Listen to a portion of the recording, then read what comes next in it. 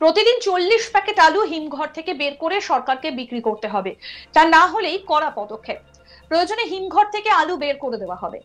হিমঘর মালিকদের এমনই হুঁশিয়ারি প্রশাসনের। আলু ব্যবসায়ীদের ধর্মঘটের জেরে কার্যত রাজ্যব্যাপী আলুর সংকট দেখা দিয়েছে এবং ইতিমধ্যেই দাম বাড়ছে আলুর। খোলা প্রতি ইতিমধ্যেই প্রায় 50 টাকা প্রতি কেজি আলুর দাম ঠেকেছে। এদিকে হিমঘর মালিকদের বক্তব্য, হিমঘরে যে আলু রয়েছে তা মূলত কৃষকদের আলু। সেই আলু বিক্রি করার অধিকার বা বের করার অধিকার হিমঘর কর্তৃপক্ষের নেই। তাই তারা সরকারি নির্দেশে কিভাবে তারা পালন করবেন সরকারি নির্দেশ, সেই পুরো বিষয়টা নিয়েই তারা সমস্যায় রয়েছেন, এমনটাই বক্তব্য হিমঘর কর্তৃপক্ষের।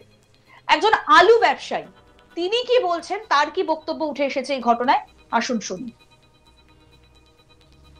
এই ব্যাপারে আমাদের সঙ্গে তো কোনো আলোচনা করেনি, তো সরকারের মধ্যে চলবে, আমাদের ব্যবসাদারদের মধ্যে চলবে, চাষির মধ্যে চলবে। এটা কোনো মানে দুজনের মধ্যে কোনো আন্ডারস্ট্যান্ডিং হয়ে তো হচ্ছে না, এটা অ্যাকচুয়ালি হুইপ জারি করা হচ্ছে এবং আমাদের সংগঠনের সঙ্গে কিন্তু কোনো আলোচনা করে এই জিনিসটা হচ্ছে। এই যে হুইপ জারির কথা বলছেন, হুইপ জারিটা কিসের? মানে হুইপ জারি যে আলু বার করতে হয় বলছে, আলু বার করবো, মূলত প্রশাসন হুইপ জারি করছে বলছেন নাকি? না, আমাদের কাছে সেরকম খবর নেই, খবর আসছে যেটুকু ওরা খোঁজ করে আপনাদের কাছে খবর অনুযায়ী আমরা বলছি। আর স্টোরে কি আজকে এসেছিল দেখেছেন? হ্যাঁ এসেছিলেন। কারা এসেছিলেন দেখলেন? প্রশাসন থেকে এসেছে। কারা এসেছিলেন? বিডিও সাহেবকে চিনি, বাকিদের চিনি না, ওসি ছিলেন। আচ্ছা। আর আপনাদের মূলত এই যে একটা অভিযোগ উঠে আসছে যে বর্ডারে নাকি কোনো ভিন রাজ্যে বা আন্তঃরাজ্যে যে আলু পাঠানো, সেই আন্তঃরাজ্যে আলু পাঠানো হচ্ছে না, তার জন্যই কি স্ট্রাইকটা করা হয়েছে বলে মনে হচ্ছে? এটা কর্মসূচি সেই কারণে আছে, কারণ এই আলুটা আমরা বাইরে বার করতে পারছি না, যেটা এই আমাদের দক্ষিণবঙ্গে এই আলুটা বেচাকেনা করা সম্ভব। যে প্রশাসন যদি এইভাবে আলু বার করে আগামী দিনে, তাহলে কি আরো বড়সড় আন্দোলনে নামবেন আপনারা? হ্যাঁ, যেতে হবে। ভাবনা চিন্তা করা হয়, তারা যেরকম পদক্ষেপ নেবে, ব্যবসায়ী সমিতি, চাষি, তারা সেরকম ভাবে চিন্তা ভাবনা করেছে। গতকাল তো বাঁকুড়াতে একটা মিটিংও হয়েছে, মিটিং এর পরবর্তী সময় কি পদক্ষেপ নেওয়া হচ্ছে? আলোচনার রাস্তা খোলা আছে, সরকারের সঙ্গে আলোচনায় যদি সঠিক পদক্ষেপ করা যায় তাহলে আলু বেরোবে, নাহলে কি অনির্দিষ্টকালের জন্যই কি সেরকমের দিকে এগোনো হচ্ছে। যদি সঠিক পদক্ষেপ সরকার যদি সহযোগিতা করে, সহযোগিতা হাত বাড়িয়ে দেয়, তাহলেই আলু বেরোবে। এখন কি আলু বের হচ্ছে না? এখন না, আলু বার হয়নি। বাজারে তো চাষির যেটুকু প্রয়োজন সেটুকু আলু কিন্তু চাষি বার করে নেবে, সেখানে কোনো বাধা দেওয়া হচ্ছে, চাষি নিজের আলু নিজে বার করে। আর সেই ক্ষেত্রে বাজারে আলুর দাম তো চড়তে বসেছে, যাকে বলতে হয় আলুর যোগানও কমে গেছে পুরোপুরি, যাকে বলতে হয় ডিমান্ডের উপর যোগান কম রয়েছে, ন্যাচারালি সেটা অবশ্যই দাম বাড়বে। এই সরকার যদি না পদক্ষেপ নেয় তাহলে সেই ক্ষেত্রে কি সমস্যার মধ্যে পড়তে হবে সাধারণ মানুষ? আপনারা আপনাদের জায়গায় অনড় থাকবেন? আপনারা আপনাদের জায়গায় কি অনড় থাকবেন? হ্যাঁ, অনড়ের ব্যাপারটা নয়, একটা সমঝোতার মধ্যে আসতে হয়, আন্ডারস্ট্যান্ডিং এর মধ্যে উভয় পক্ষের মধ্যে, সরকারের সঙ্গে সমিতির যদি ব্যবসায়ী সমিতি আলোচনা একটা সুফল বেরোয় তাহলে নিশ্চয়ই হবে। সবসময় আমরা কিন্তু আলোচনার রাস্তা খুলে রেখেছি। এবার আপনাদের শোনাবো কোল্ড স্টোরেজের কর্মী পুষ্পেন বাগ, তিনি কি বলছেন। বক্তব্য আলু বার করতে হবে। আচ্ছা। এবং এটা আমরা কার আলু বার করব, এখানে টোটাল আলুটা চাষিদের লোক, সেখানে তো আমরা জোর করে কারো আলু বার করতে পারি না। আচ্ছা। এবং ওনারা শেষ বলে গেলেন যে 20 প্যাকেট 40 প্যাকেট করে তাদের কাছে বিক্রি করতে হবে সরকারকে। আচ্ছা, এটাই লাস্ট বলে গেল, তা নইলে টেনে ওরা বার করে দেবে। আপনাদের বক্তব্য কি? আমাদের বক্তব্য আমরা কার আলু বার করব,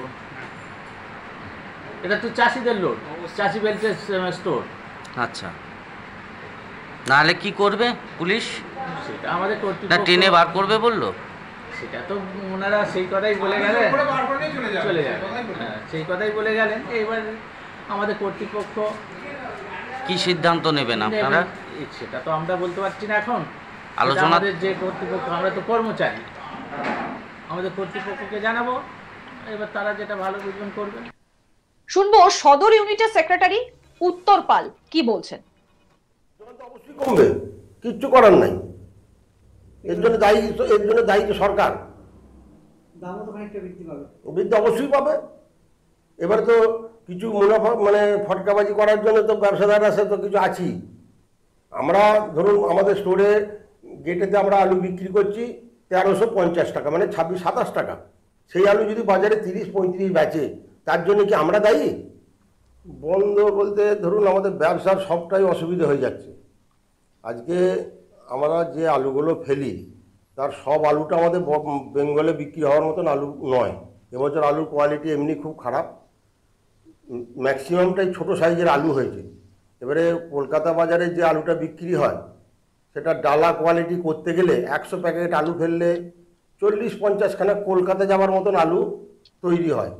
বাকি যে আলুটা পড়ে থাকে তার মধ্যে মাজলা আছে, ক্যাঁট আছে, কাটপিস আছে, ড্যামেজ আছে, শর্টেজ আছে, এইসব নিয়ে মানে সেই আলুগুলো আমাদের কিন্তু বাংলায় বিক্রি হবে না। ওইগুলো আমরা গড় করে বিহার পাঠাই।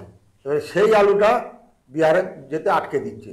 এবারে ধরুন আমি আজকে আলুটা যে ফেলবো, ওই যে 50 প্যাকেট আলু যেটা বাড়তি মানে এক্সেস যেগুলো হচ্ছে, যেগুলো খারাপ আলু, সেটা আমি কোথায় বেচবো?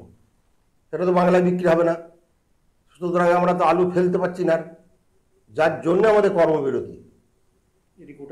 গোটা রাজ্যে একদম উত্তরবঙ্গ, দক্ষিণবঙ্গ সব অনির্দিষ্টকালের জন্য আমরা মানে কর্মবিরতি ডেকেছি।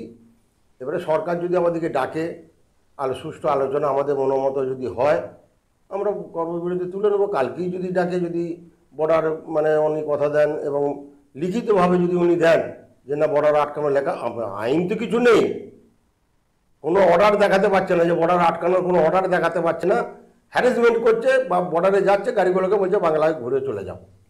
সমস্ত বর্ডারে, একদম উড়িষ্যা বর্ডার, আসাম বর্ডার, এদিকে বিহারের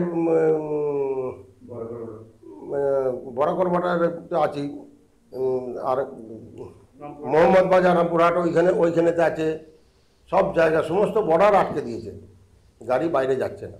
চড়া দাম যে বলছেন, অ্যাকচুয়াল চড়া দাম কিন্তু নয়। এবছর আলুটা লোড হয়েছে 800 টাকা বস্তা, মানে 16 টাকা কেজি। সদর ইউনিটের ক্যাশিয়ার, তার কি বক্তব্য শুনবো। হচ্ছে সমঝোতার জন্য আমরা সবসময় প্রস্তুত।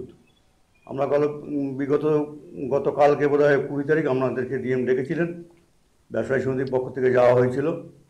উনি বলছে 3 টাকা দাম কমাতে হবে, কিন্তু কোন অ্যাঙ্গেল থেকে আমরা কমাবো সেটা আমরা বুঝে পাচ্ছি না, কোন দিক থেকে কমাবো।